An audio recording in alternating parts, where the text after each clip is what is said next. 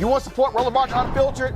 Be sure to join our Bring the Funk fan club. Every dollar that you give to us supports our daily digital show. There's only one daily digital show out here that keeps it black and keep it real. It's Roland Martin Unfiltered. Support the Roland Martin Unfiltered daily digital show by going to RolandMartinUnfiltered.com.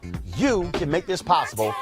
Folks, today on the United States Senate floor, Raphael Warnock, the U.S. Senator from Georgia, gave his first floor speech and gave a powerful speech on the issue of voting rights. This is what he had to say. President. The Senator from Georgia. Mr. President, before I begin my formal remarks, I want to pause to condemn the hatred and violence that took 8 precious lives last night in metropolitan Atlanta. I grieve with Georgians, with Americans, with people of love all across the world. This unspeakable violence, visited largely upon the Asian community, is one that causes all of us to recommit ourselves to the way of peace, an act of peace that prevents these kinds of tragedies from happening in the first place. We pray for these families. Mr. President, I rise here today as a proud American and as one of the newest members of the Senate in awe of the journey that has brought me to these hallowed halls, and with an abiding sense of reverence and gratitude for the faith and sacrifices of ancestors who paved the way. I am a proud son of the great state of Georgia, born and raised in Savannah, a coastal city known for its cobblestone streets and verdant town squares. Towering oak trees, centuries old and covered in gray Spanish moss, stretch from one side of the street to the other, bend and beckon the lover of history and horticulture to this city by the sea. I was educated at Morehouse College, and I still serve in the pulpit of the Ebenezer Baptist Church, both in Atlanta, the cradle of the civil rights movement. And so, like those oak trees in Savannah, my roots go down deep, and they stretch wide in the soil of Waycross, Georgia, and Burke County, and Scriven County. In a word, I am Georgia, a living example and embodiment of its history and its hope, of its pain and promise, the brutality and possibility.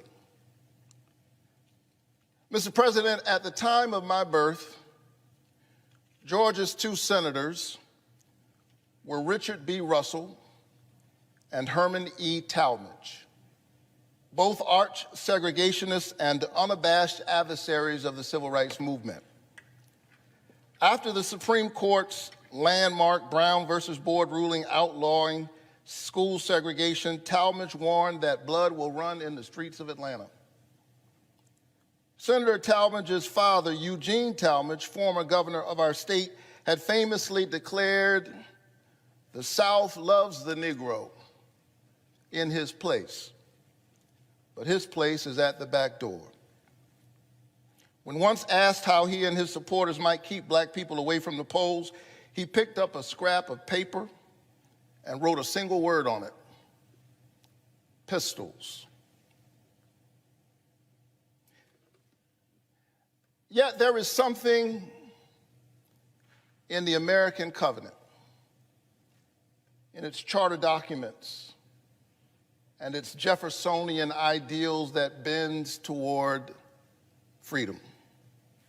And led by a preacher and a patriot named King, Americans of all races stood up. History vindicated the movement that sought to bring us closer to our ideals, to lengthen and strengthen the cords of our democracy. And I now hold the seat, the Senate seat, where Herman E. Talmadge sat. And that's why I love America. I love America because we always have a path to make it better, to build a more perfect union. It is a place where a kid like me who grew up in public housing, first college graduate in my family, can now stand as a United States Senator. I had an older father. He was born in 1917. Serving in the Army during World War II, he was once asked to give up his seat to a young teenager while wearing his soldier's uniform. They said making the world safe for democracy. But he was never bitter. And by the time I came along, he had already seen the arc of change in our country. He maintained his faith in God and in his family and in the American promise, and he passed that faith on to his children. My mother grew up in Waycross, Georgia. You know where that is? It's way across Georgia. And like a lot of black teenagers in the 1950s, she spent her summers picking somebody else's tobacco and somebody else's cotton. But because this is America, the 82-year-old hands that used to pick somebody else's cotton went to the polls in January and picked her youngest son to be a United States Senator. Ours is a land where possibility is born of democracy, a vote, a voice, a chance to help determine the direction of the country and one's own destiny within it, possibility born of democracy. That's why this past November and January, my mom and other citizens of Georgia grabbed hold of that possibility and turned out in record numbers, 5 million in November, 4.4 million in January, far more than ever in our state's history. Turnout for a typical runoff doubled. And the people of Georgia sent their first African-American senator and first Jewish senator, my brother John Ossoff, to these hallowed halls. But then what happened? Some politicians did not approve of the choice made by the majority of voters in a hard-fought election in which each side got the chance to make its case to the voters. And rather than adjusting their agenda, rather than changing their message, they are busy trying to change the rules. We are witnessing right now a massive and unabashed assault on voting rights unlike anything we've ever seen since the Jim Crow era.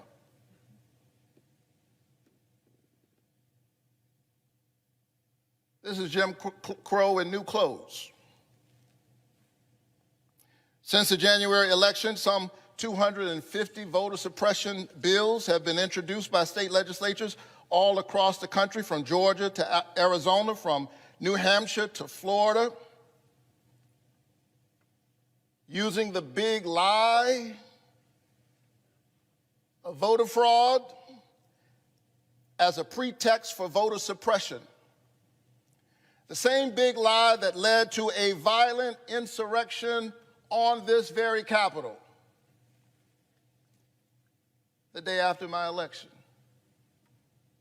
Within 24 hours, we elected Georgia's first African-American Jewish senator, and hours later, the Capitol was assaulted. We see in just a few precious hours the tension very much alive in the soul of America. And the question before all of us at every moment is, what will we do to push us in the right direction? And so politicians driven by that big lie aim to severely limit and in some cases eliminate automatic and same-day voter registration, mail-in and absentee voting, and early voting and weekend voting. They want to make it easier to purge voters from the voting roll altogether. And as a voting rights activist, I've seen up close just how draconian these measures can be. I hail from a state that purged 200,000 voters from the roll one Saturday night, in the middle of the night. We know what's happening here. Some people don't want some people to vote.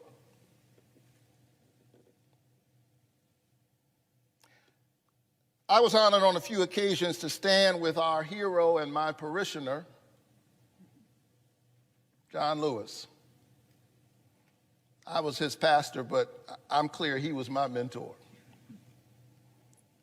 On more than one occasion, we boarded buses together after Sunday church services as part of our Souls to the Polls program, encouraging the Ebenezer Church family and communities of faith to participate in the democratic process. Now, just a few months after Congressman Lewis's death, there are those in the Georgia legislature, some who even dared to praise his name, that are now trying to get rid of Sunday Souls to the Polls, making it a crime for people who pray together to get on a bus together in order to vote together. I think that's wrong. Matter of fact, I think that a vote is a kind of prayer for the kind of world we desire for ourselves and for our children. And our prayers are stronger when we pray together. To be sure, we have seen these kinds of voter suppression tactics before. They are a part of a long and shameful history in Georgia and throughout our nation. But refusing to be denied, Georgia citizens and citizens across our country brave the heat and the cold and the rain, some standing in line for 5 hours, 6 hours, 10 hours, just to exercise their constitutional right to vote. Young people, old people, sick people, working people, already underpaid, forced to lose wages to pay a kind of poll tax while standing in line to vote. And how did some politicians respond? Well, they're trying to make it a crime to give people water and a snack as they wait in lines that are obviously being made longer by their draconian actions. Think about that. Think about that. They are the ones making the lines longer through these draconian actions. And then they want to make it a crime to bring grandma some water while she's waiting in a line that they're making longer. Make no mistake, this is democracy in reverse. Rather than voters being able to pick the politicians are trying to cherry pick their voters. I say this cannot stand.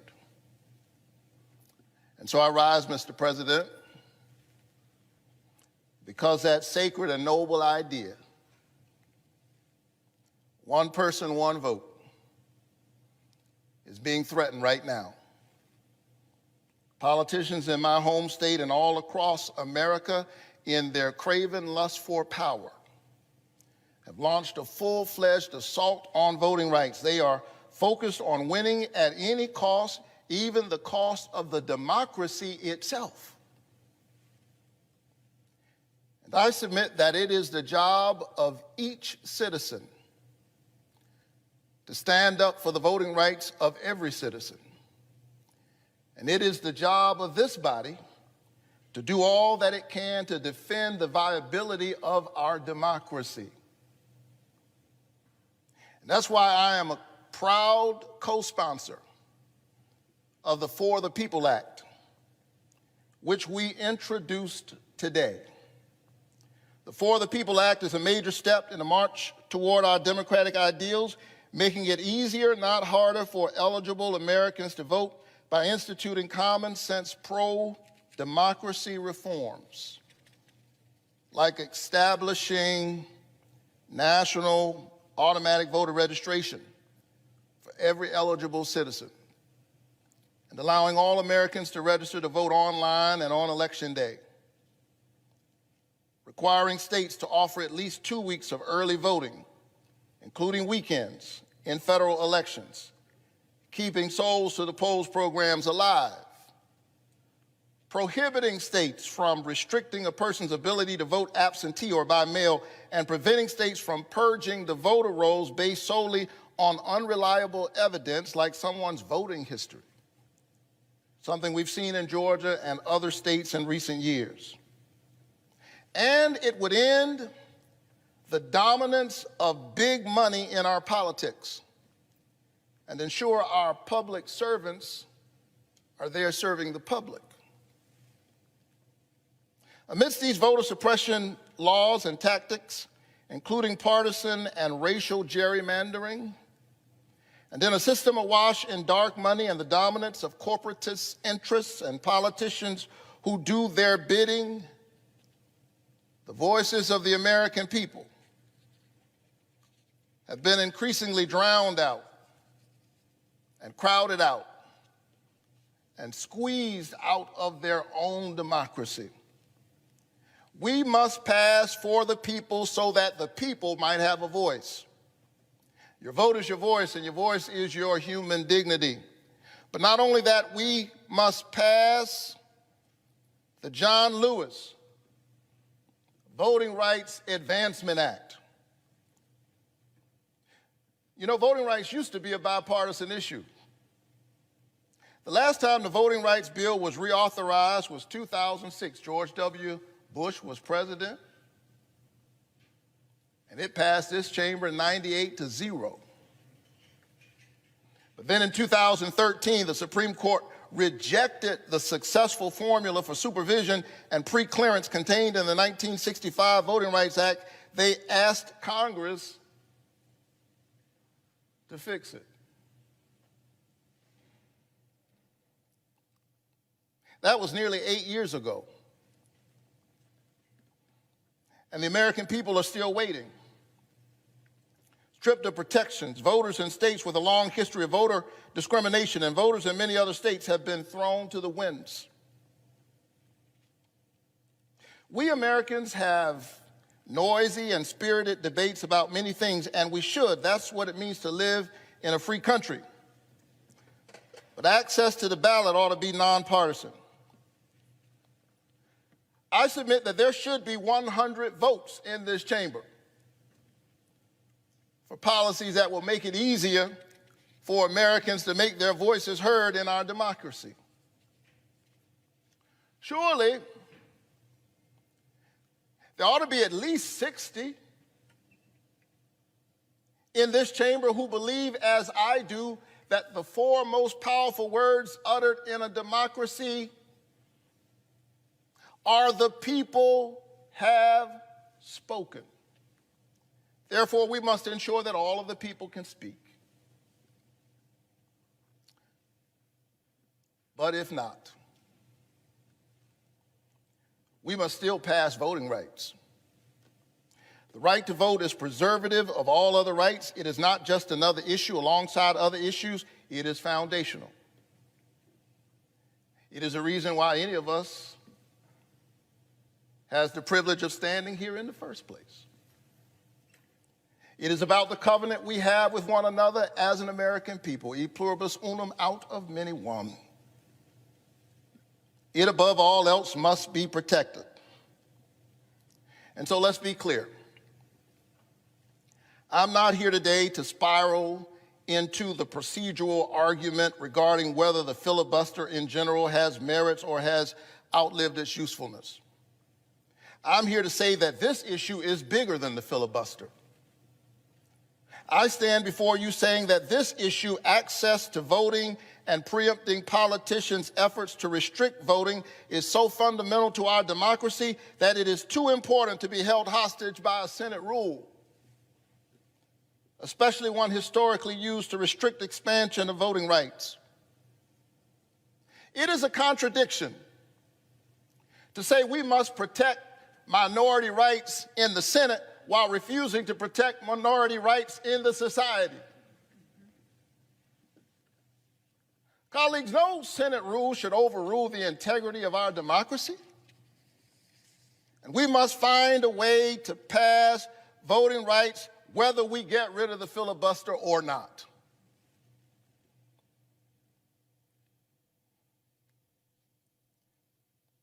And so as I close, and nobody believes a preacher when he says as I close, let me say that I, as a man of faith, I believe that democracy is the political enactment of a spiritual idea. The sacred worth of all human beings. The notion that we all have within us a spark of the divine and a right to participate in the shaping of our destiny. Reinhold Niebuhr was right. Humanity's capacity for justice makes democracy possible, but humanity's inclination to injustice makes democracy necessary. John Lewis understood that and was beaten on a bridge defending it. Amelia Boynton, like so many women not mentioned nearly enough, was gassed on that same bridge. A white woman named Viola Luiso was killed. Medgar Evers was murdered in his own driveway. Schwerner, Cheney, and Goodman, two Jews and an African American standing up for that sacred idea of democracy, also paid the ultimate price. And we in this body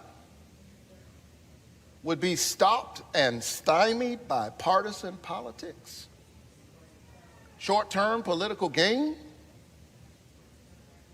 Senate procedure.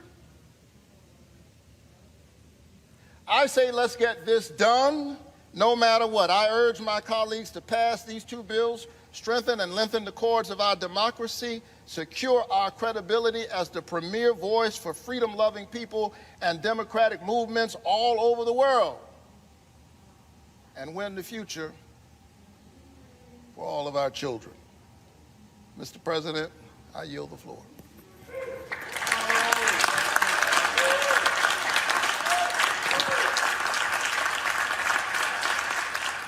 That was Senator Raphael Warnock, my senator here in Georgia, also my pastor at Ebenezer Baptist Church, giving a powerful address in the defense of voting rights in the United States Senate today. It is crucial that we pass through the John Lewis Voting Rights Act, SB, and also the Senate bill on voter protection. We are seeing across the country attacks on the right to vote, and it's very important for everyone to contact their senators, join civic organizations, fight back against voter suppression. Again, we represent the majority, and we have to stop allowing a dedicated minority to prevent us from progressing forward. All right, folks, back to our Roland Unfiltered video in just one moment. It's time to be smart. When we control our institutions, we win. This is the most important news show on television of any racial background. Y'all put $2, $3, $4, $5, $10, $15, $20, $30 on this and keep this going. What you've done, Roland, since this crisis came out in full bloom, Anybody watching this, tell your friends. Go back and look at the last 2 weeks, especially of Roland Martin Unfiltered. I mean, hell, go back and look at the last 2 days. You've had sitting United States senators today, Klobuchar and Harris. Whatever you have that you can bring to Roland Martin Unfiltered to support it, please do, because this information may literally save your life. Watch Roland Martin Unfiltered daily at 6 p.m. Eastern on YouTube, Facebook, or Periscope, or go to RolandMartinUnfiltered.com. Support the Roland Martin Unfiltered Daily Digital Show by going to RolandMartinUnfiltered.com. Our goal is to get 20,000 of our fans contributing $50 each for the whole year. You can make this possible. RolandMartinUnfiltered.com. You want to support Roland Martin Unfiltered? Be sure to join our Bring the Funk fan club. Every dollar that you give to us supports our daily digital show. There's only one daily digital show out here that keeps it black and keep it real as Roland Martin Unfiltered. Support the Roland Martin Unfiltered Daily Digital Show by going to RolandMartinUnfiltered.com. You can make this possible. 31-year-old Paul Murray arrested Wednesday afternoon by D.C. Metropolitan Police when he was found lurking outside of the U.S. Naval Observatory. That is the official residence of the Vice President of the United States. Now, of course, Vice President Kamala Harris and the second gentleman, Douglas Emhoff, they actually are staying at Blair House while repairs are being done at the Naval Observatory. Now, Paul Murray from Texas, what was he carrying? They found an AR-15 semi-automatic rifle and 113 rounds of ammunition in his vehicle. What the hell y'all think he was kind of carrying that firepower around? This is of significant concern, Reese, because we know the level of attacks, the amount of attacks, and the vitriol that was directed towards then Senator Kamala Harris. So it's no surprise we would hear this now that she is vice president. Absolutely. I think it's one of the more undercovered aspects of her career. I mean, she even stated before that when she was Attorney General, she was strapped because of the threats that she received. So these are not new things. People forget that when the whole, I don't know if you guys remember the pipe bombs that were being sent out to different various Democrats, including President Obama or ex-President Obama at the time. Then Senator Kamala Harris was one of the people who were mailed those pipe bombs. If you look at just the rhetoric that's against her on social media, there have been reports that shows that she is the most attacked politician, female politician, in some cases politician, male or female, on the internet by an exponentially larger amount. And so what people need to understand is that we know that VP Kamala Harris is strong, but we need to wrap our arms around her in protection and recognize the unique threats that she faces. As a Black woman, she is the biggest threat to white male patriarchy this country has seen in a very long time. And that's why so much has been put behind trying to stop her from ascending to the position of VP. And she's going to be under constant threat. And that is not something that should be minimized. And they need to be doing everything in their power to protect her. Absolutely. Amisha? I agree with Reese here, because what we're seeing is that not only are the threats great and the potential even greater, Kamala Harris is seen by Republicans, and they knew this when Joe Biden announced her as vice president. She is seen as the biggest threat to America. The biggest threat to America in the eyes of white supremacists is a Black woman leader. And I think that because obviously, her ascension from vice president to president when she decides to run, that is disruptive to the entire white scheme of how things are supposed to go in these systems. And I think that to the point of them really pushing, we're seeing these white domestic terrorist groups. We're also seeing we're seeing leaders of the right-wing media talk about her 24/7 as though she is a terrorist that needs to be removed, even though she's sitting vice president and has served in the Senate, has served at the state levels as well. The problem with that is it goes to show the threat and the force that white men particularly use against Black women. And I think that what we're watching happen with Kamala Harris is a push to ensure that she is the biggest threat, that she is to be feared, that she is to be dissolved, that she is to be destroyed. And mark my words, if we do not protect that woman, they will get what they want in the same way that they've tried to do it time and time again, as Black people, particularly women, have ascended to positions of power. Greg, we cannot ignore these real threats. Well, so far, the country has ignored them. In fact, so far, the country has abetted. I don't mean us. I don't mean black. I mean the folks who are supporters of white nationalism with their silence or with their cosplay that this is somehow the norm. Of course, we all remember during the 2008 campaign, the perpetual fear that Barack or Michelle Obama or the children might be harmed. Some people in the audience who are old enough to remember 1984 when Jesse Jackson didn't get Secret Service protection until after the Nation of Islam provided the fruit and the MGT, the Muslim Girls in Training, at which point they jumped to give him Secret Service protection. And then the debate was maybe we would rather have the nation because we don't trust the Secret Service.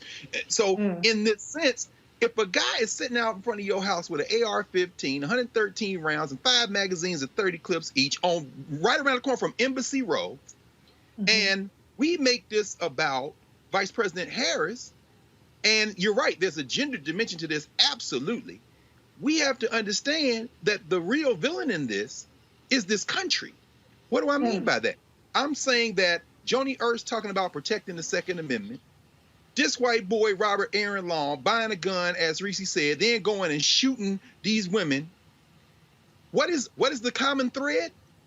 Violence by any means necessary. When you heard Alicia Brooks talk about an ethno-state, what they are saying is that we will stop at nothing. Like Amisha said, we will stop at nothing to protect what we perceive as our interests. And the only question anybody who says this is a shame should have is, what are you going to do to participate in rewriting the DNA of this country so that this sister is not, her life is not under perpetual threat? That's the only question. There are no innocent bystanders in this.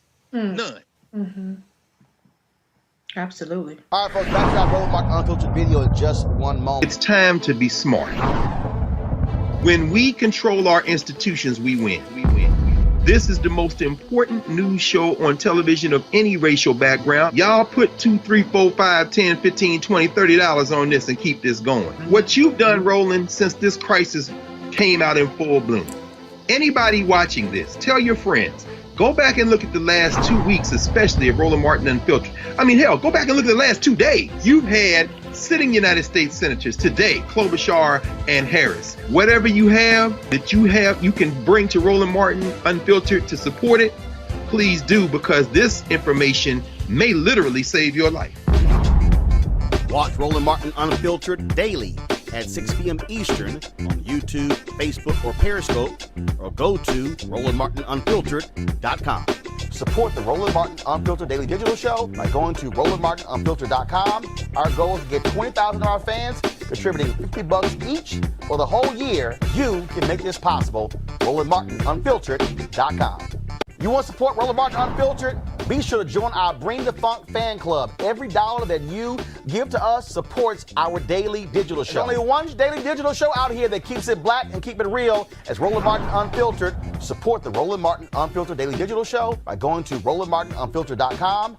You can make this possible.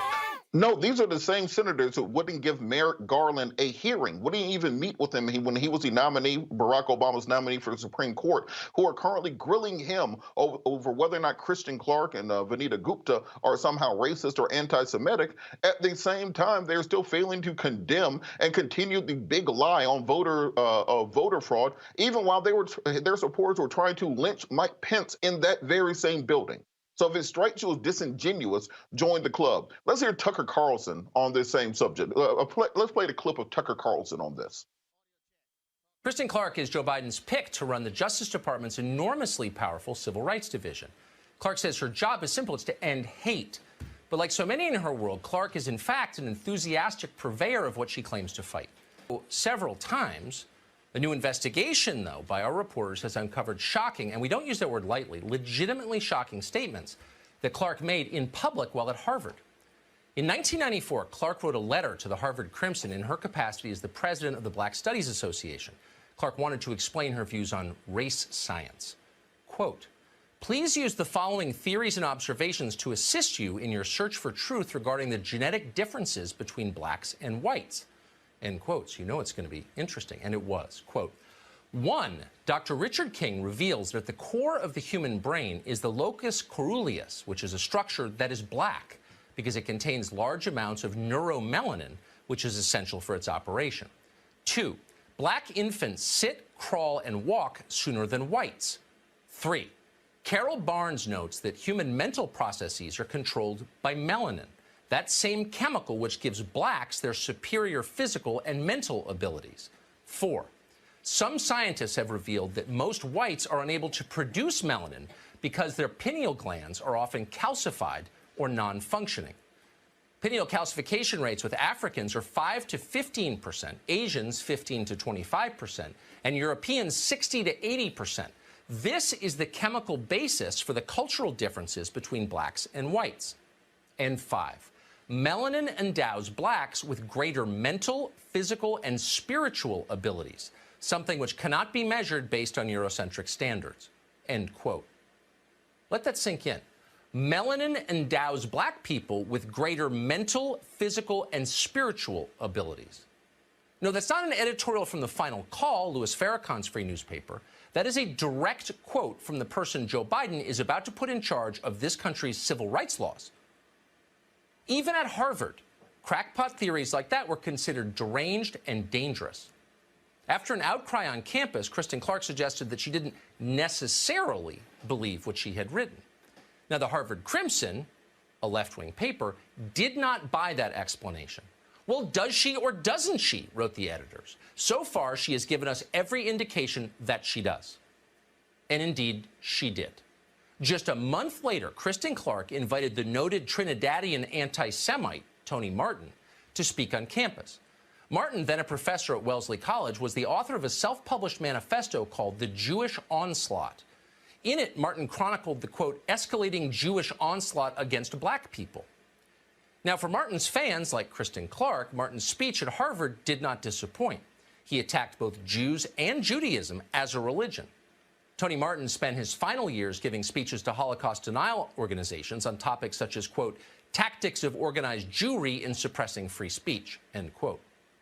Kristen Clarke strongly approved of Tony Martin, and we're not speculating, because as she told the Crimson after his speech, quote, Professor Martin is an intelligent, well-versed black intellectual who bases his information on indisputable fact. So again, directly from Kristen Clarke, Tony Martin's anti-Semitism was based on, quote, indisputable fact. Kristen Clarke has never shed these views. They've simply become more sophisticated. Just last year, as a lawyer, Clarke was fighting for the crudest kind of racial discrimination in college admissions.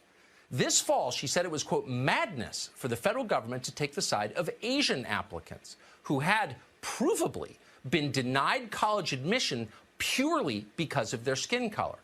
But tough luck. As far as Kristen Clarke was concerned, those Asians didn't have enough melanin, and melanin is the key.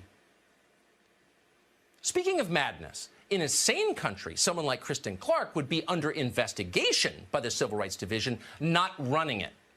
How crazy have we become? Well, we will see if Clarke's nomination gets to the U.S. Senate. And if it does, we are in serious trouble. Let's remember, Donald Trump's first nominee for Attorney General was Jeff Sessions. Jeff Sessions, who was denied a federal judgeship in 1986 because he was too racist for Ronald Reagan. And at the time during his confirmation hearings, Jeff Sessions said, and I quote, the NAACP, the SCLC, Operation Push, the National Council of Churches are all un-American organizations teaching anti-American values. But Republicans and conservatives did not speak out against Jeff Sessions then, as they did not against Bill Whitaker or Bill Barr, Donald Trump's other attorney generals. But when you're trying to address civil rights, now they have a problem. All right, folks, back to our Roland Mark Unfiltered video in just one moment. It's time to be smart. When we control our institutions, we win. This is the most important news show on television of any racial background. Y'all put $2, $3, $4, $5, $10, $15, $20, $30 on this and keep this going. What you've done, Roland, since this crisis came out in full bloom. Anybody watching this, tell your friends. Go back and look at the last 2 weeks, especially of Roland Martin Unfiltered. I mean, hell, go back and look at the last 2 days. You've had sitting United States senators today, Klobuchar and Harris. Whatever you have, you can bring to Roland Martin Unfiltered to support it. please do, because this information may literally save your life. Watch Roland Martin Unfiltered daily at 6 p.m. Eastern on YouTube, Facebook, or Periscope, or go to RolandMartinUnfiltered.com. Support the Roland Martin Unfiltered Daily Digital Show by going to RolandMartinUnfiltered.com. Our goal is to get 20,000 of our fans contributing $50 each for the whole year. You can make this possible. RolandMartinUnfiltered.com. You want to support Roland Martin Unfiltered? Be sure to join our Bring the Funk fan club. Every dollar that you give to us supports our daily digital show. There's only one daily digital show out here that keeps it black and keep it real. As Roland Martin Unfiltered. Support the Roland Martin Unfiltered Daily Digital Show by going to RolandMartinUnfiltered.com. You can make this possible. Folks, Republicans, white Republicans are still doing their best to try to act as if that was just a picnic taking place on that day. Listen to this comment that Wisconsin Senator Ron Johnson made to conservative radio talk show host Joe Pagliarulo. Listen to this, folks. Also criticized because I've made the comment that on January 6th, I never felt threatened, because I didn't. And mainly because I knew that even though those thousands of people there were marching to the Capitol were trying to pressure people like me to vote the way they wanted me to vote, I knew those were people that love this country, that truly respect law enforcement, would never do anything to break a law. And so I wasn't concerned. Now, had the tables been turned, and Joe, this got me in trouble. Had the tables been turned and President Trump won the election, and those were tens of thousands of Black Lives Matter and Antifa protesters, I might have been a little concerned. Wow. It's a big statement, but it's a true statement. We see the recent history. Big statement, true statement. Joining me right now is Congresswoman Gwen Moore of Wisconsin. Congresswoman, welcome back to Roland Martin Unfiltered. Thank you so much, Roland and Dr. Malvo. I tell you, this is when I missed being in person, when I'm with folk like you. Well, hopefully we'll get hopefully we'll get there soon. I had my first Moderna shot on Friday. Our next one is April 9th, and so hopefully in a few months we can be back to being in person. Give us your thoughts on this unbelievable comment made by Senator Ron Johnson. He's been blasted all weekend. Folks saying his white supremacist views are standing up. I mean, here is somebody who supposedly was moderate voice or whatever, but he is absolutely a hardcore Trumper with this nonsense, and he would have been scared if it was Black Lives Matter and Antifa. First of all, as if those two go together, these people killed the cop. These people, I mean, they trampled one woman to death. It led to one of the fellow rioters getting shot and killed. 5 people died. What the hell is your senator talking about? Well, our ancestor at this point, Maya Angelou's birthday is going to be Easter Sunday, and her words keep coming to me. When a person shows you who they are, believe them. And, Ron Johnson didn't just start being like this. Ron Johnson was in deep denial about the president's and his corruption, denial about the riot, the incitement, and how, he said, as far as he was concerned, it didn't really fit the definition of an insurrection. He's someone that was pushing these conspiracy theories. I mean, to this day, he still was engaged and involved in denying that the election was a legitimate exercise in our democracy. And so, maybe he's not planning to run again, or maybe he's trying to take advantage of the fact that Joe Biden just barely won the state of Wisconsin, is trying to inherit that base of hardcore white supremacists. Because his statement certainly has galvanized the emotions. I mean, these cultural wars, this is their go-to position, Roland. Think about it. If you're a Trumpster, when you voted against giving people $1,400 a month, when you voted against helping poor farmers in Wisconsin, this is an agricultural state, by the way, debt relief that they desperately needed. When you deny aid to restaurant and bar businesses that are barely hanging on to their chinny chin chins. You got to come up with something. And so these cultural wars work very, very well. Well, you talk about those cultural wars working very, very well, but what you have here again is this trying to position that Black Lives Matter was somehow, oh my God, these people are violent and crazy. And you're sitting going, and maybe Senator Johnson, you're saying that because you're a white Republican, okay, who sides with them. But these people were hell bent to kill. That was their strategy. They were hell bent to kill. And the FBI is arresting numerous folks constantly for what they were trying to do. I mean, this is like, what world is this guy living in? He wasn't afraid. And they had Kevin McCarthy out there. I mean, this isn't the first time that a minority leader was murdered right there in that storied building. And they were pounding on Kevin McCarthy's door, trying to get in while he called the president. And that was when he made the snarky remark, well, Kevin, you know, apparently you're not as worried about the election as they are. You know, he was tracking down his vice president next in line for the succession with a noose. And, you know, the noose just strikes terror in my mind as an African-American. They had a noose chanting, hang Mike Pence. They were looking for Nancy Pelosi. And so he was not frightened by his kindred spirits. But he would have been intimidated by, I mean, there were 10,000 or more protests. And like I said, these protests garnered the support of people from every race, every age group, every state. It became a global initiative after George Floyd and Breonna Taylor. I mean, all these people who were storming the Capitol. They were not Antifa. They were not Black Lives Matter. They were stone cold white supremacists, folk walking around with Nazi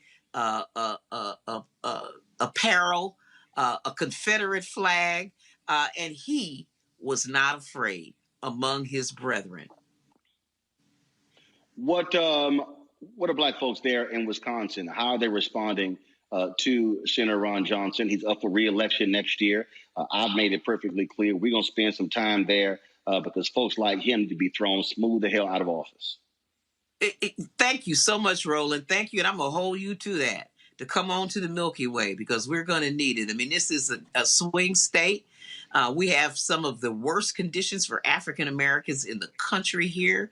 Those data get buried underneath the fact that, you know, we're not Mississippi or Alabama or somewhere with large numbers of African Americans. But per capita, we have the most incarcerated African Americans, most redlined, least home ownership, worst place in the country for Black children. So many indicators, so much of the misery index.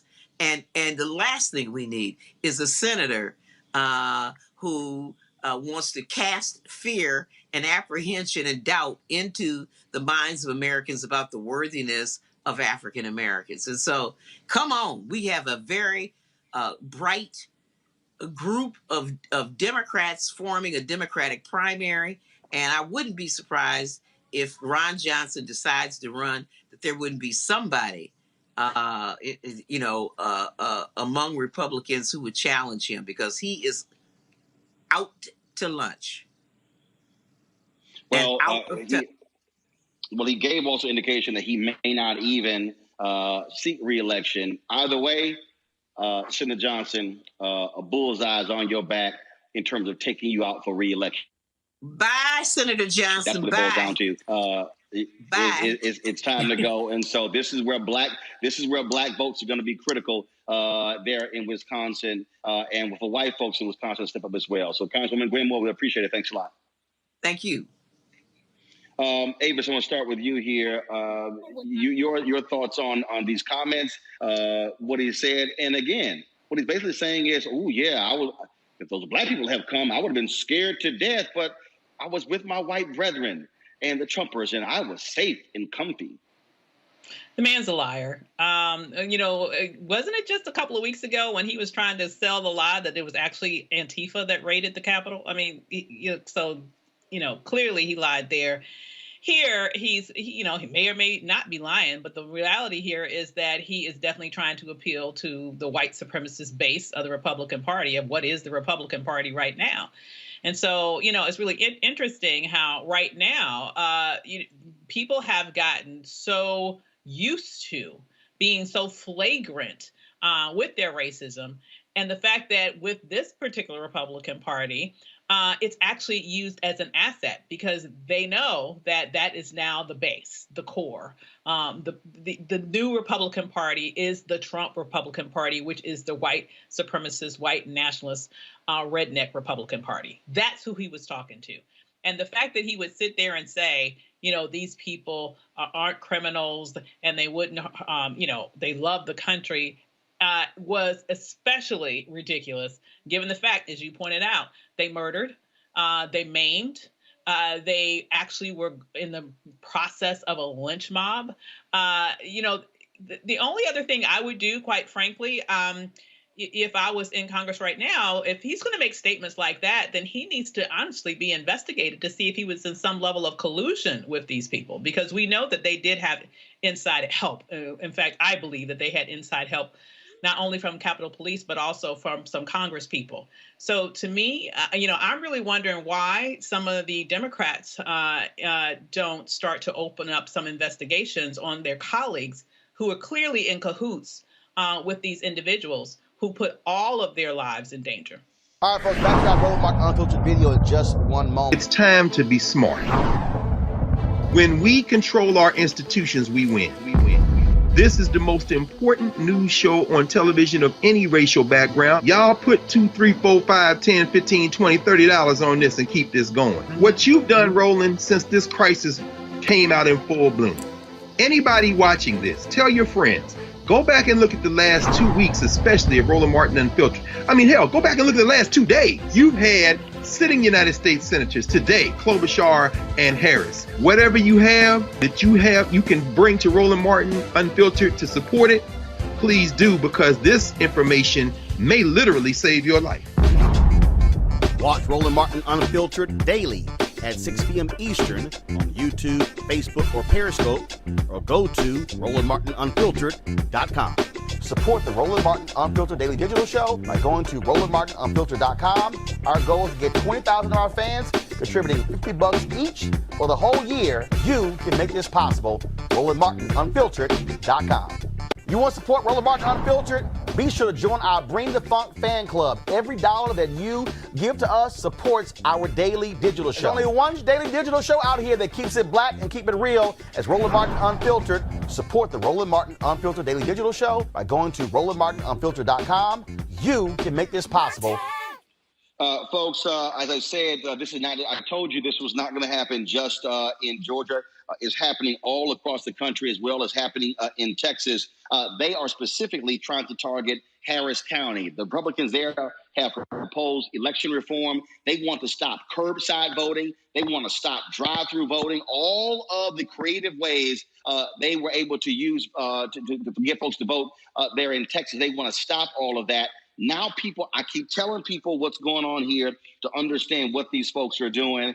They are going to try to use their majorities in the House and the Senate, as well as holding the governor's mansion, to actually stop from voting. This is the greatest threat to voting since the Jim Crow era, and Republicans are leading this. My panel right now, of course, is Dr. Avis Jones-DeWeaver, a leadership strategist. We have Dr. Julian Mavo, president emerita, Bennett College, and also Omokengo Dominga, professional lecturer, School of International Service, American University. Let me start with you, Avis. This is pure Jim Crow. We can't look. They can dance all around. This is targeting of black voters. And again, Georgia, Texas, Iowa, Pennsylvania, Florida, Mississippi, Alabama. We can go on and on. North Carolina.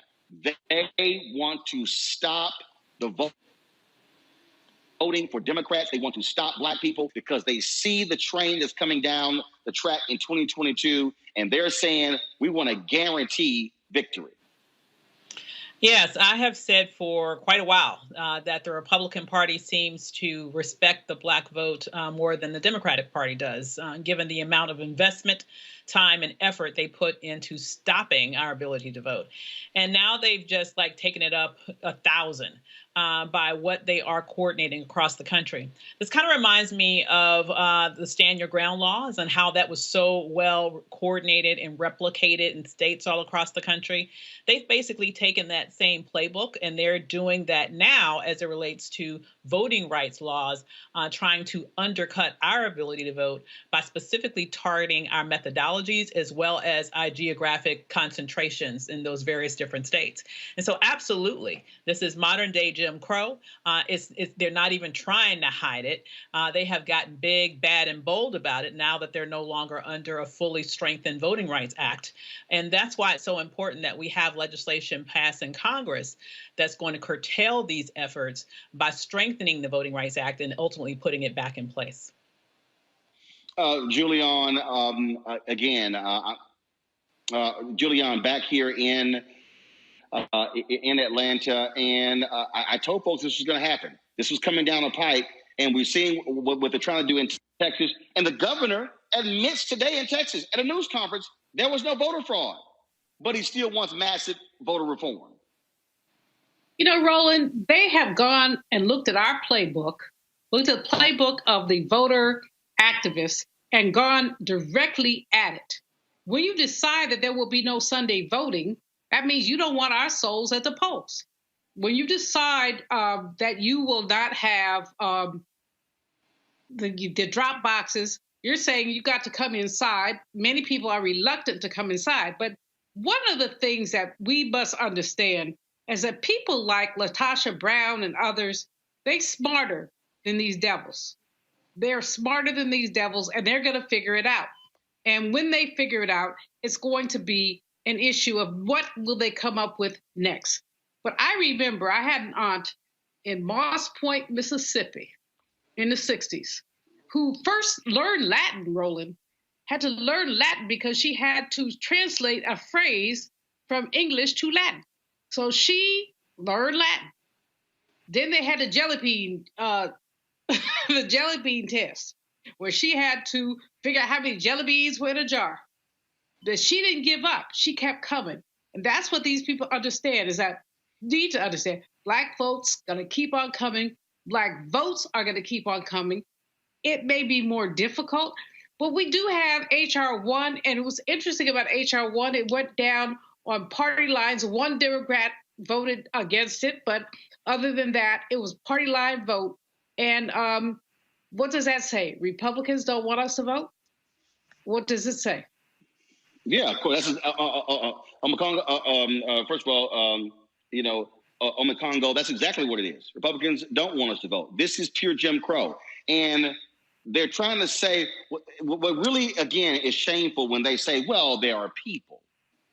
There are people who simply just didn't trust the last election. Yeah, because they're believing a lying idiot. That's why. So we're supposed to sit here and accept the changing of voter laws because you got some stuck-on stupid people who believed an idiot like Donald Trump who said the election was stolen? You are absolutely right. And we have to remember that for anybody out there who says my vote doesn't matter, all we have to do is ask the question, if our vote doesn't matter, why are Republicans working so hard to prevent us from doing it? We have to continue to stay active. Right now, I even heard a story today where they cut early voting by 9 days. And so they're doing everything possible, as Dr. Malvo said. I know that we're going to rebound, but we have to stay awake in every way, shape, and possible because they are not going to stop until they not only have a Republican back in office, but Trump back in office. So we cannot let our guard down, and we need to continue to support. If we're not in a state where this is happening, we need to put our social media, our finances, everything we can towards making sure that this does not happen because they will not stop. What you're looking at, and this is what the Black Chamber, this is what the Georgia Chamber of Commerce actually released. This is with a tweet. The Georgia Chamber continues to engage in a bipartisan manner with leaders of the General Assembly on bills that will impact voting rights in our state. We have expressed concern and opposition to provisions found in both HB 531 and SB 241 that restrict or diminish voter access. As these two omnibus bills move through the legislative process, we will continue to work on ensuring both accessibility and security within our voting system. That's obviously stronger than what they initially said. As you still hear the dancing by the Chamber of Commerce here. And look, they are not going to come out hard in support of going after these companies. But what the activists are saying to Delta, Home Depot, Coca-Cola, as well as UPS, Aflac, and others, they expect them to say something.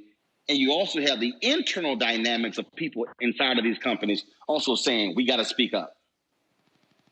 You know, Roland, it's really interesting when you look at the combination of corporate responsibility and corporate integrity, because these folks know they're wrong. They know that the legislature is wrong. They know that Home Depot, Delta, you go down the list, they have employees and constituents who are repelled by this legislative action. But they do the Mr. Bodangle's dance around it and say they don't want to take a position. Well, now is the time to take a position. What we know now, after we look at the insurrection on January 6th, after we have looked at a number of other things, it's time for folks of conscience to stand up, speak up, and man or woman up around these things. So, I'm not sure why these corporations are dancing, except for why they're dancing, because they still want to have Republican approval. And not Republican approval, because I'm not going to disrespect all Republicans, but Donald Trump affiliated approval. And that's what we have to push back on. All right, folks, back to our Roland Martin Unfiltered video in just one moment. It's time to be smart. When we control our institutions, we win. This is the most important news show on television of any racial background. Y'all put $2, $3, $4, $5, $10, $15, $20, $30 on this and keep this going. What you've done, Roland, since this crisis came out in full bloom. Anybody watching this, tell your friends. Go back and look at the last 2 weeks, especially of Roland Martin Unfiltered. I mean, hell, go back and look at the last 2 days. You've had sitting United States senators today, Klobuchar and Harris. Whatever you can bring to Roland Martin Unfiltered to support it, please do, because this information may literally save your life. Watch Roland Martin Unfiltered daily at 6 p.m. Eastern on YouTube, Facebook, or Periscope, or go to RolandMartinUnfiltered.com. Support the Roland Martin Unfiltered Daily Digital Show by going to RolandMartinUnfiltered.com. Our goal is to get 20,000 of our fans contributing $50 each for the whole year. You can make this possible. RolandMartinUnfiltered.com. You want to support Roland Martin Unfiltered? Be sure to join our Bring the Funk fan club. Every dollar that you give to us supports our daily digital show. There's only one daily digital show out here that keeps it black and keep it real. As Roland Martin Unfiltered. Support the Roland Martin Unfiltered Daily Digital Show by going to RolandMartinUnfiltered.com. You can make this possible. 8 people killed, including 6 Asian women, by a white man who supposedly was angry about his sexual addiction. Now, what's interesting about this story is he bypassed strip clubs. He specifically kills Asian women. But the cops are saying, nah, he was having a bad day, and they do not want to call it a hate crime or race was a motive. That's strange to me. It's strange to me that would be the decision of those police. We are seeing an increase against Asian Americans. President Joe Biden, when he signed an executive order specifically talking about this. I remember there were a lot of black people who were upset. Oh, I can't believe he's doing that. People hitting me on Twitter and YouTube. Folks, we're seeing this. We're seeing the attacks. We're seeing what's taking place in this country. Violence is violence. This is a race-based attack that we're seeing. We can't deny the reality or be clueless like other folks on this very issue. Joining me right now is Leisha Brooks. She is Chief of Staff for the Southern Poverty Law Center. Glad to have you with us. Can you, again, just share with me how you felt when you watched that news conference of the spokesman in Atlanta stand there And, well, the guy was having a bad day. I have never heard a cop describe somebody who admits to killing 8 people as he was having a bad day. Mm-hmm. Well, thank you for having me on. He just revealed who he was. And if I could refer back to your earlier guest that was talking about kind of white nationalist talking points and white nationalist agenda, it was completely clear that he did not care anything at all about the victims of that horrific crime, that he set out to protect the perpetrator of this violent and racist act. We have to remember that, as you were alluding to, unchecked violence and racist actions against one group, when they go unchecked, they will spill over into another group. Now, it's important for us to remember, of course, that in this country, anti-Asian racism has existed forever, right? Forever, as has misogyny and white supremacy. And these two things, racism, misogyny, patriarchal violence, go hand in hand. And it, as you say, it's up to each of us to stand up against it. I'm disgusted by the clips you showed earlier about the vote, disgusted but not surprised by the vote on the Violence Against Women Act, especially in light of this horrific killing that took place in Atlanta just Tuesday. When President Biden signed that executive order, specifically dealing with the increase in anti-Asian American discrimination, there were some people who were going, I don't see this as a big deal. But we've seen this ratchet up. And to your point, other groups attacked. Remember the shooting that took place in the synagogue in Pittsburgh, other attacks that took place. And this refusal, this reluctance of Americans to call it white domestic terrorism. There were some people calling this guy a kid. A 21-year-old person a kid?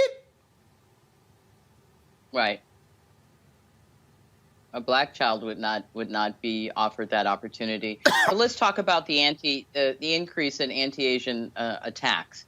And of course, we could trace it back to, or this particular iteration, back to the former president and his rhetoric, his anti-Asian rhetoric, his consistent insistence on blaming, if you will, Asians and Asian Americans for the coronavirus pandemic, and his referring to it with the use of racial epithets.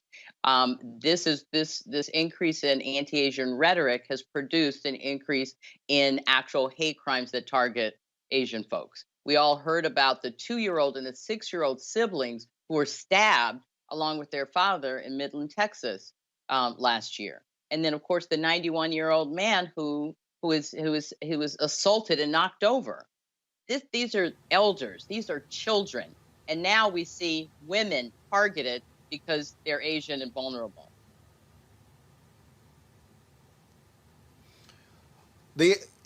Y'all have been tracking these organizations for a very, very long time. The FBI director has testified at the greatest threat of domestic terrorism is white domestic terrorism. Yet this unwillingness to confront white supremacy, to call it what it is.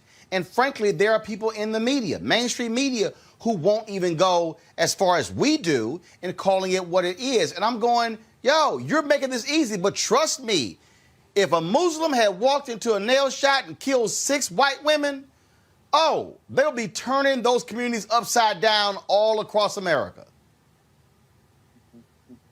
You're exactly right.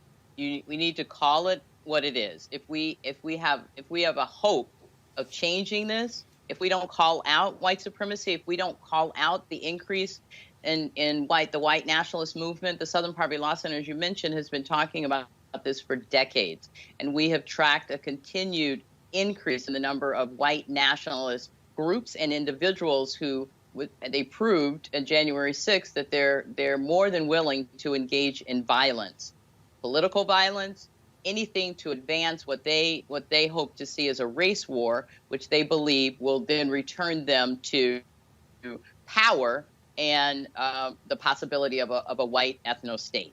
So we should not be surprised as that we'll continue to see this as we continue to mark the shifting demographics that occur across the United States, and as whites will become more of a numerical minority, we'll see a consistent uptick in these attacks. It's really it's about holding on to power. Center. Yep, absolutely. Absolutely. Alicia Brooks, we appreciate it. Thanks a lot. Thank you, Roland. Bye-bye. Greg Carr, I want to start with you. I saw this post by Andrew Yang that I found to be very interesting and problematic, Greg, where Yang was talking about what Asian Americans need to do to show their Americanness. And I really want to say to Brother Yang, guess what? Just like black people, you cannot assimilate into whiteness. You can't. You cannot. No. Unlike white Hispanics who can, Asian Americans, y'all can sit here and wave the flag all you want to. You can sit here and talk about the apple pie, everything else. Trust me, how you look is how they are going to target you. Absolutely. Ask the Japanese who fought for the United States military during World War II at the same time that the Korematsu decision upheld the fact that their relatives were in concentration camps in this country. So yeah, Yang, Andrew Yang's that's an interesting comment by him. He visited Howard Law School when he was running for president, and I watched him have an interesting dialogue with the students there. Yang is one of those people who doesn't really have a developed cultural theory in terms of America. He thinks in terms of dollars and cents, and so he kind of leaves space open that we just heard our sister Alicia Brooks really hit on. See, the power of whiteness is in its invisibility. Racism and misogyny are twins from the same womb. Whiteness, at the center of whiteness is white maleness. You heard Alicia say that. So when Captain Jay Baker, shout out to Captain Jay, he had to defend his brother because as another white man, he understood and that this killer, that Aaron Long was, in the words of Captain Jay Baker, fed up. That's important. Yes, bad day is important too, but fed up is the one I want to focus on because, as Alicia Brooks just said, there's a fear rising in this country. You talk about white fear all the time, Roland. What does Robert Aaron Long and what does Jay Baker share? As white men, they're seeing it all slip away, baby. It's starting to slip away now. And so we have to understand also, finally, that he's attacking these Asian Americans, these South Korean women and others, because he feels frustration that comes from the real center of whiteness and white maleness, which is fetishizing not just women. You don't find pornography in pre-colonial Africa. You don't find pornography in indigenous America. You find pornography, literally pornographia, the writing of harlots, coming out of Western Eurasia, chiefly France and other places. So you've already dehumanized women. And then when you talk about non-white women, you dehumanize them, but you have this fetish attraction to them that creates this internal conflict that you can only resolve by not dealing with yourself, but channeling it outward in terms of violence, self-hatred, and killing the object. So the question I would ask is, why the hell we got spas where you can go and have sex in the first place? All of this comes around the question of maleness, and at the center of maleness in this country is white maleness, and they are not going to stop. They're fed up, whether it be passing voting, blocking people from voting, or whether it be going and shooting up spas. These white men are fed up. We better wake up to this. Reese, when I see some folks, I saw some idiot Michael Coates on the YouTube chat room saying, "Oh, you're using the DNC notes. There isn't an uptick in anti-Asian American sentiment in this country." Yes, it is, dumbass. Yes, it is. And just because I'm black does not mean I cannot call out and stand up for Asian brother or sister who's been discriminated against, just like if someone was Latino, and I would damn sure hope that folks would stand up when it comes to black folks as well. And I think there's some black folks who are, well, I don't see them standing up for us, but guess what? How somebody else acts towards me does not dictate how I'm going to act towards them. Absolutely. And Roland, this goes back to the point that we made multiple times a month on this show, particularly on Thursdays, about the way that white people, particularly white men, have been deputized, self-deputized, or even in some cases deputized by the actual police to eliminate, as Jay Baker said, the temptation, eliminate anybody that they feel like they can eliminate for any reason. That was what really had stood out to me when what the captain had said, is that this man had experienced some temptation and he wanted to eliminate that. You don't get to eliminate people, okay, for any reason, unless you are acting in self-defense, life or death situations. But you don't get to go out and buy a gun and hunt down Asian women because you can't control whatever the hell urges you supposedly have. But white people have been deputized in this country to eliminate Asian women, to eliminate Black people who are minding their business, to harass them, to Karen out, to assert some authority over us that they do not have. And that is the pervasive problem that we are all subject to. So no, this isn't just an Asian American problem, even though, yes, absolutely, in this case, we have to stand with our with the Asian community. But that mentality that drove this attack is the same mentality that drives the racial terrorism that Black people are subjected to every single day. In the same way that this captain tried to rehabilitate instantly on the spot the image of a white domestic terrorist is the same reason why we don't see justice in our case, because they want to say, oh, he had a bad day, oh, he has an illness, or he has some other situation that's a mitigating factor. There's no mitigating factor for murder, and there's no mitigating factor for terrorism.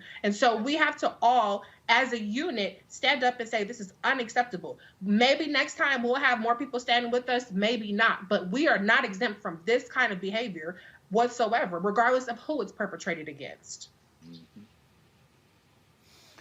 Amisha,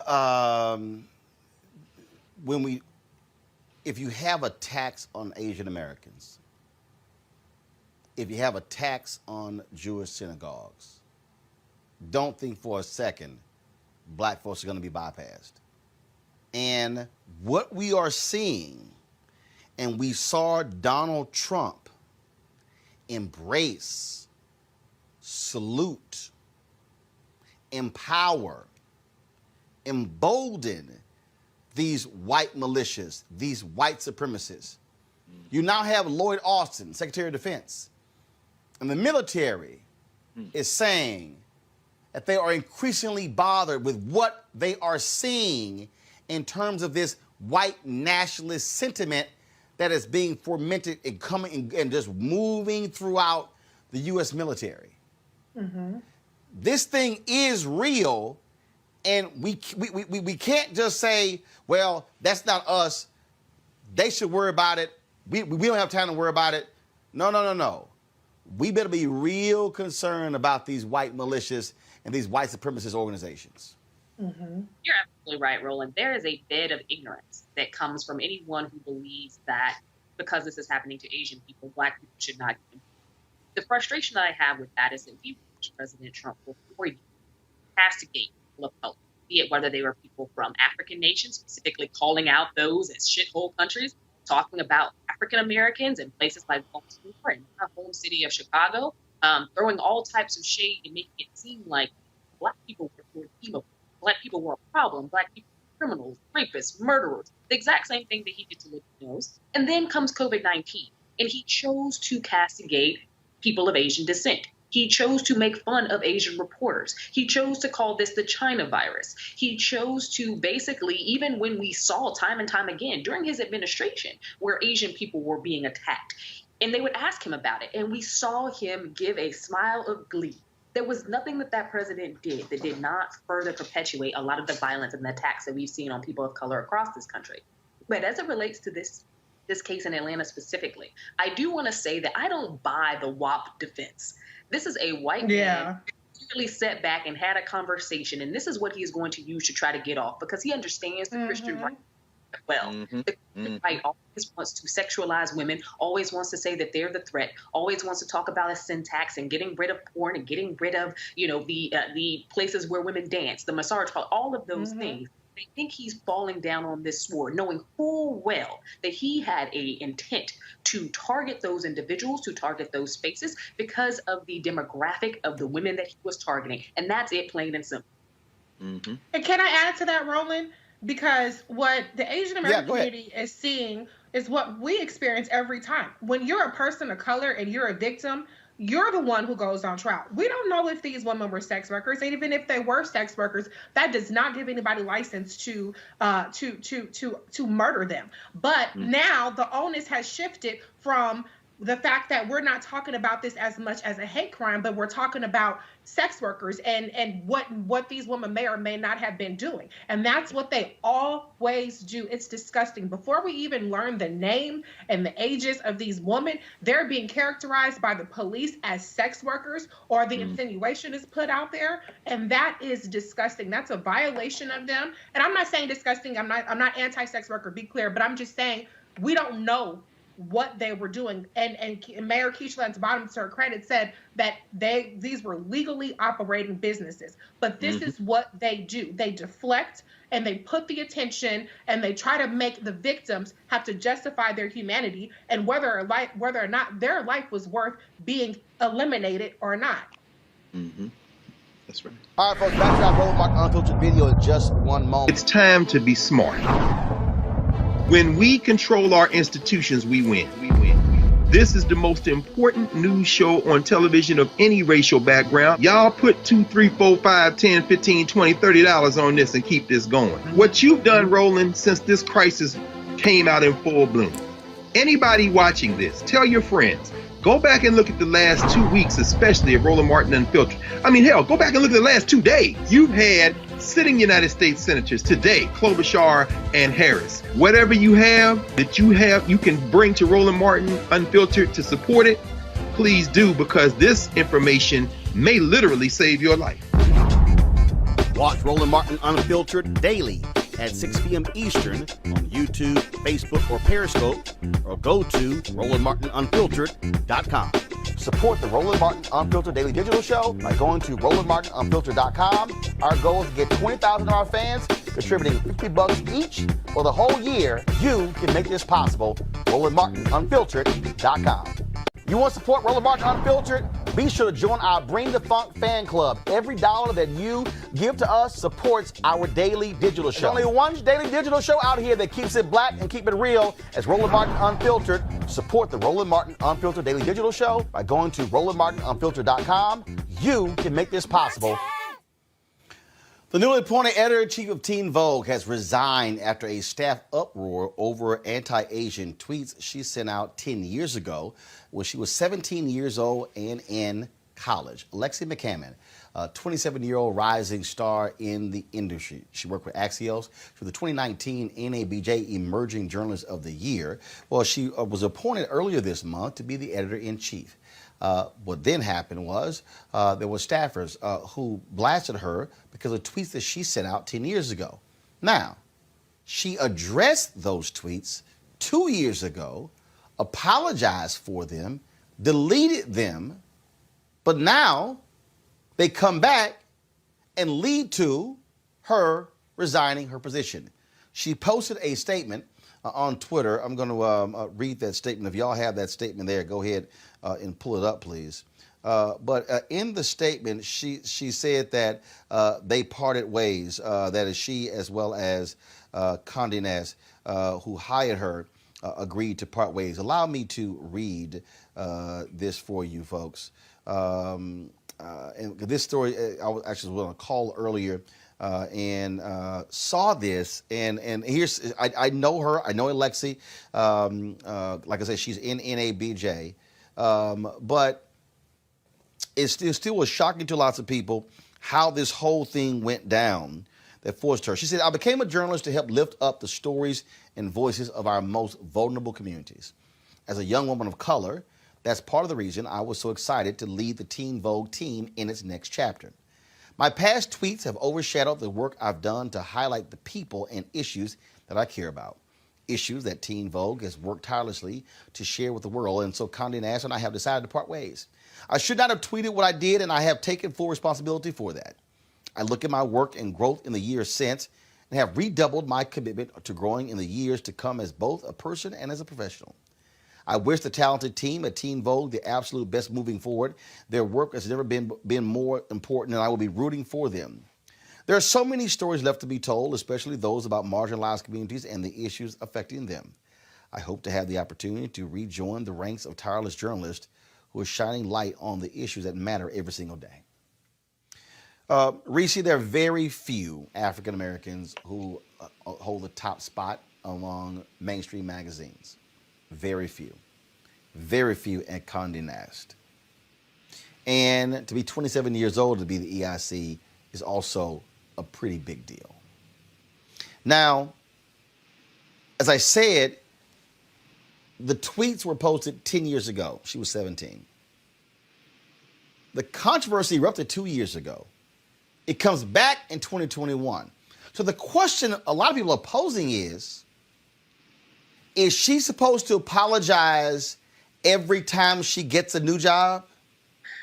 Is she supposed to lose opportunities because of what she posted when she was 17 years old?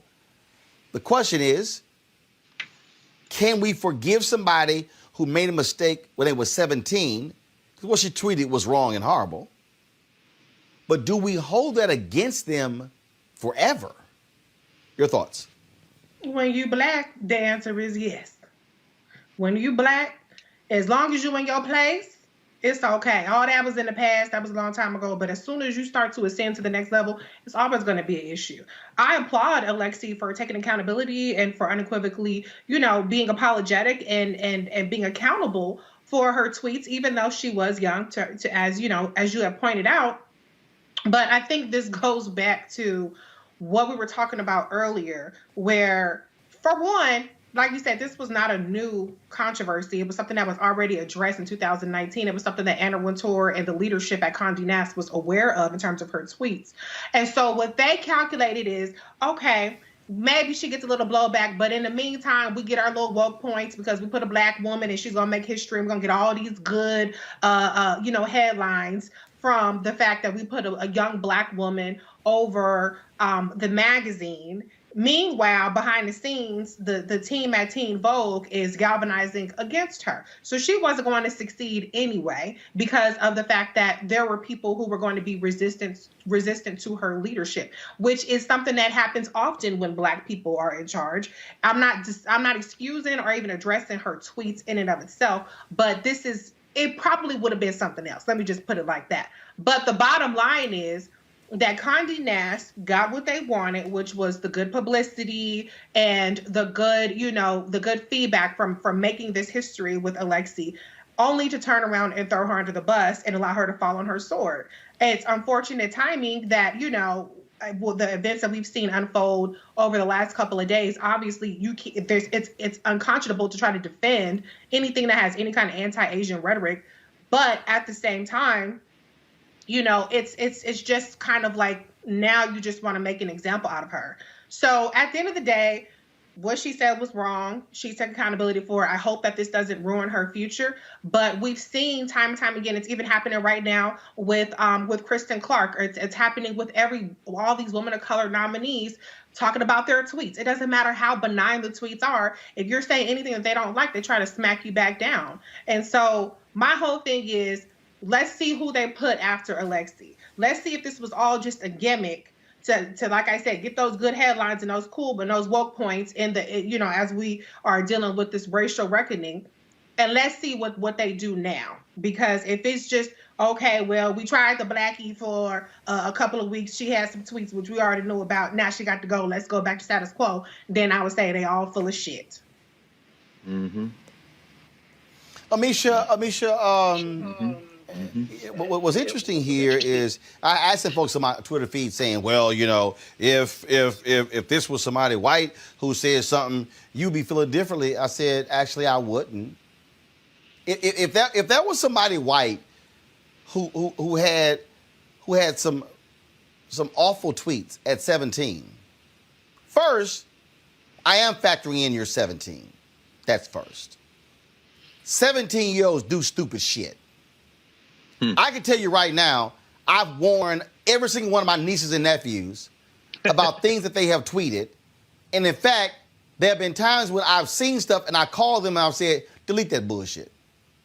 Take that down. And I've actually said to them, be careful what you tweet because that could very well impact your career down the road and you didn't even realize it. So you just tweet it in the moment because you just being young and dumb and trying to be cute. But I literally sent them this story today. Mm-hmm. But one of the things that I keep hearing from people is that, oh, you had folk on the inside who were targeting her and who didn't want there to be a black editor. First of all, that was one of the theories I've heard. Another theory was that, well,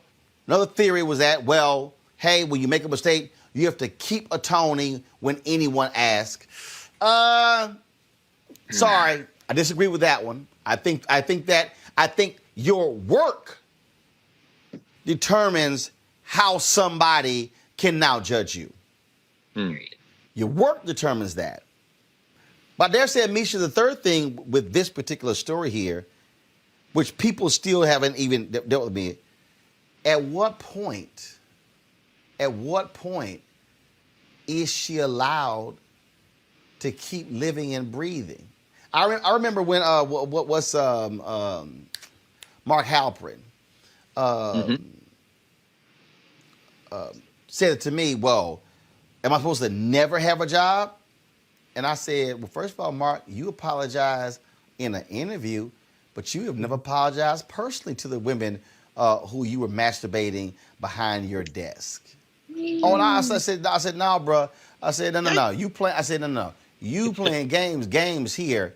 This here, to me, is a moment where, and it's not because I know her, it's not because she's black, it's a moment, Amisha, where you say, first of all, now I really can pressure you, and you're going to have to do extra to show us you mean business. The next person don't have to. I think it was a mistake on the part of the staff not to accept her additional apologies and then say, we're going to judge you on what you do the next 6 months to a year. We'll be watching. To me, that should have happened. It's frustrating, Roland. And you know, I'll preface this with saying that I know Alexi personally. The frustrating part here for me is that they're holding her accountable for something not only that happened at 17, but something that she has apologized 70 times 7 already. Like, this has been covered and covered fully. And it was something that they knew about before she came on and something that she knew she was going to face when she got there because those ripplings happened. A lot of this is blowback because there are many people within this industry who just don't want to see a young black woman rise to an editor level. They just don't, especially the historically white spot. And I think that she was going to face this pressure whether or not those tweets existed. Yes, they were bad. Yes, they were wrong. Again, she was a 17-year-old. Most 17-year-olds are still in high school, not even in college. I'm going to forgive you easily for something that you tweeted at 17 that might have been stupid. We have insurrectionists. We have insurrectionists in Congress and in the Senate who have current tweets about, you know, the hateful things that they want to see happen on January 6th, and they have yet to apologize for any of it. So let's tell you, there's a huge difference between ignorance in youth versus you inciting violence as an adult and not being held accountable. Alexi took accountability for her actions as a 17-year-old years ago now. At this point, as someone who has risen in the ranks, who held her own at Axios, who has interviewed presidents, vice presidents, candidates, here, there, everywhere, somebody who has proven herself worthy of the position at which she was in, because nobody just gives black people anything. So you got to prove yourself worthy time again to get there. And to still be treated like this, that is a problem for me. Because how many times does she have to apologize? How many times does she have to do this for it to be okay? And the fact that Teen Vogue and Condé Nast is supposed to be an organization that is liberal, yet they treat this woman in the wake of a racial reckoning across this country as someone who is basically napalm for their organization. Because this wasn't just a regular resignation. Let's be real. They pushed her the hell out. And that's what happened. That's right.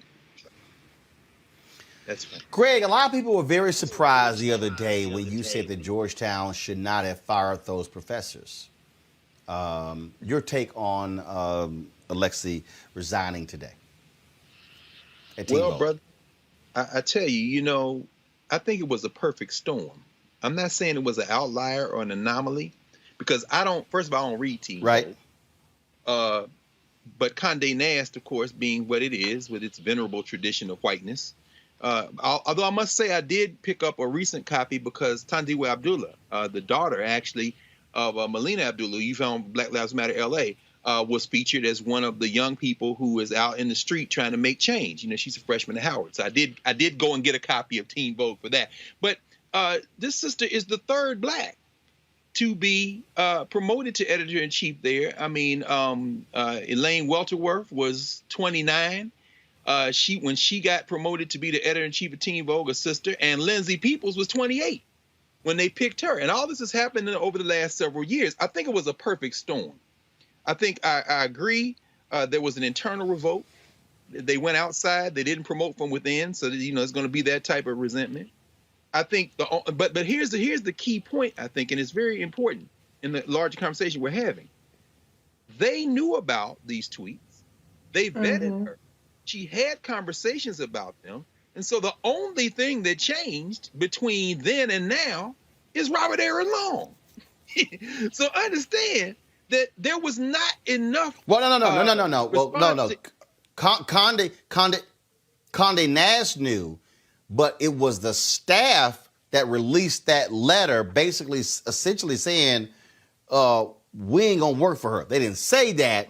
So it was this staff, and I'll pull up in a second, one of the staffers who was on Instagram was blasting her. This is racist. We can't allow it. I don't care if it happened years ago. I don't care if she apologized a year ago. But I do think you're right. I think you do that with the other stories of anti-Asian attacks. Yes, you throw on Long. I think you're absolutely right. Well, that's all I was going. Roland, I agree with you 100%. And that's all I was saying. It's a perfect storm, because if she had been the first Black woman to be the editor-in-chief, perhaps this plays different. But she's the third.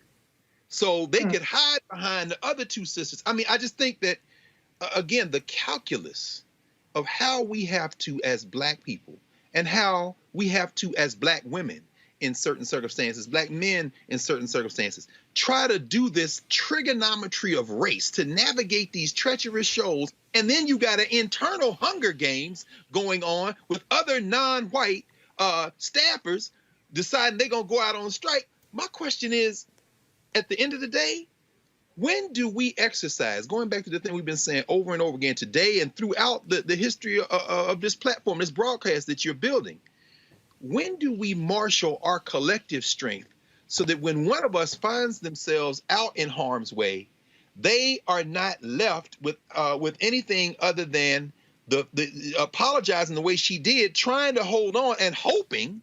Axios, wasn't that Mike Allen? Didn't he get in trouble? Yeah. I mean, hoping that she can be rehabilitated at 27. That blows my mind, brother. 27 years old, and she got to worry about whether she's going to work again. That is inconceivable, except you are in a position where white institutional power can have complete sway over your life chances because we haven't continued to develop or extend the spaces that can be counterweights to this world where whim can converge, and now you out of a job and worried about the rest of your career.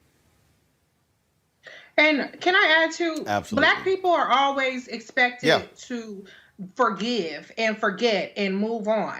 Let's do an oppo dump on every single one of these Teen Vogue folks. Let's do an oppo dump on the past 10, actually not even just 10 years, but back to when you 17. Let's see what you said about Black people. And let's see how many of y'all end up being forced to resign. And so I think it's interesting that the history, as Dr. Carr pointed out, that Condé Nast has with their racism against Black people or their problematic behavior. How many times has this happened where somebody has resigned over anti-Blackness or racism towards Black people? So let's just keep the same energy. That's fine. Let's establish this. This is the standard going forward. If you've ever said anything, then you got to go. So let's keep that same energy and let's vet the white people that come behind or everybody. Let's vet everybody the same way. Let's hold everybody to the same standard. And then let's see how many people that we have left to run these magazines, including Anna Wintour. All right. That's right. All right, precisely. All right, folks, back to our Roland Martin Unfiltered video in just one moment. It's time to be smart. When we control our institutions, we win. This is the most important news show on television of any racial background. Y'all put $2, $3, $4, $5, $10, $15, $20, $30 on this and keep this going. What you've done, Roland, since this crisis came out in full bloom. Anybody watching this, tell your friends. Go back and look at the last 2 weeks, especially of Roland Martin Unfiltered. I mean, hell, go back and look at the last 2 days. You've had sitting United States senators today, Klobuchar and Harris. Whatever you have that you can bring to Roland Martin Unfiltered to support it, please do, because this information may literally save your life. Watch Roland Martin Unfiltered daily at 6 p.m. Eastern on YouTube, Facebook, or Periscope, or go to RolandMartinUnfiltered.com. Support the Roland Martin Unfiltered Daily Digital Show by going to RolandMartinUnfiltered.com. Our goal is to get 20,000 of our fans contributing $50 each for the whole year. You can make this possible.